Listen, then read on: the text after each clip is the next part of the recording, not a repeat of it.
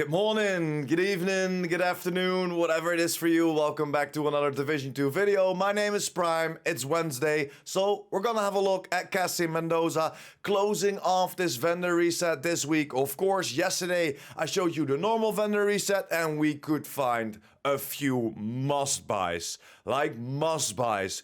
Almost god roll wide def that you need to pick up. So if you didn't check that video out yet, I will leave it on the screen right now. So let's hope that Cassie has some good stuff in store for us as well. But enough intro, let's pick up some goodies.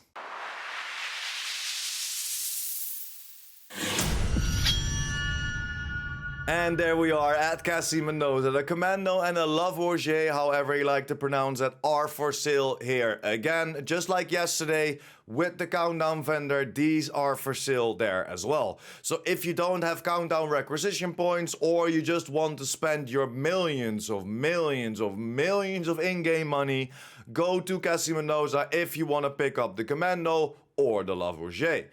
Then over to the Shield Splinter, maxed out critical hit damage. This of course comes with Perfect Optimist as it's the named F2000, but overall it's not really a great pickup if you don't want to go for critical hit damage. Then over to the Hunter Killer, not really great as well, not loving the health on there and not loving the skill damage. Of course, this comes with Perfect Intimidate as is the named Golden Gear chest and is not really worth it, same as for the Shield Splinter. If you don't see the Shield Splinter or if you don't see the Hunter Killer at Cassie Mendoza, that means that you need to take out the hunters within the game.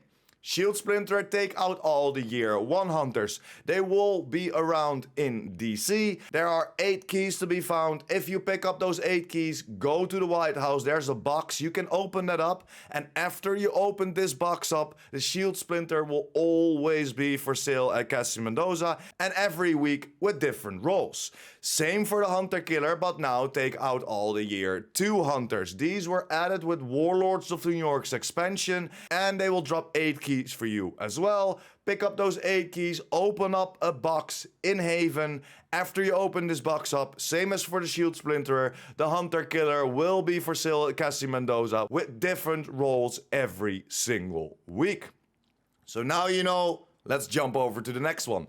Backpack of Hunter's Fury, 12.3% weapon damage, so that's pretty decent. So if you're still looking for it, you can pick it up and roll that weapon handling away. Heartbreaker, no, thank you, a little bit too low on armor, it's pretty easy to farm for. Eclipse with armor regeneration, no thank you. Knee pads of Hotshot with health and a little bit too low of weapon damage to pick up. Then over to the Cavaliers. Explosive resistance, decent armor, so if you're looking for some Cavaliers with armor, you could pick it up, but still pretty easy to farm for. True Patriot, repair skills way too low in armor. The Infantry MG5 could be a very nice gun to buy. It's one of my favorite LMGs to use. It comes with Strained, max out critical hit chance, and of course, because it's an LMG, it already comes with damage to target out of cover. So if you want to go for that crit chance, you can go for it and then, for example, roll the talent away. Or if you are good with Strained, then roll one of the other core attributes to the max cap and optimize the rest to get a god roll MG5. A lot of fun to play around with if you want to go for an LMG build. Then over to the classic M1A and look at this. I know the rifle damage isn't that much, but it's maxed out on critical hit damage. 8% damage to target out of cover already on here.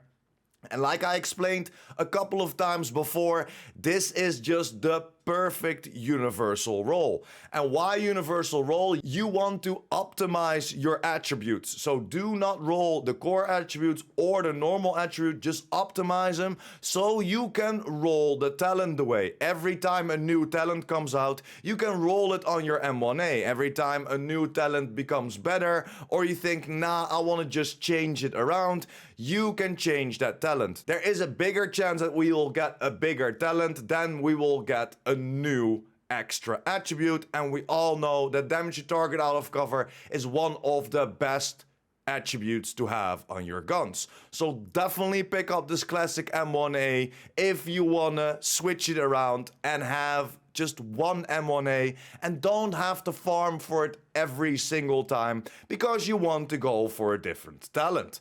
Then over to the Walker and Harris chest piece, not really worth it in my opinion. Knee pads of China Light.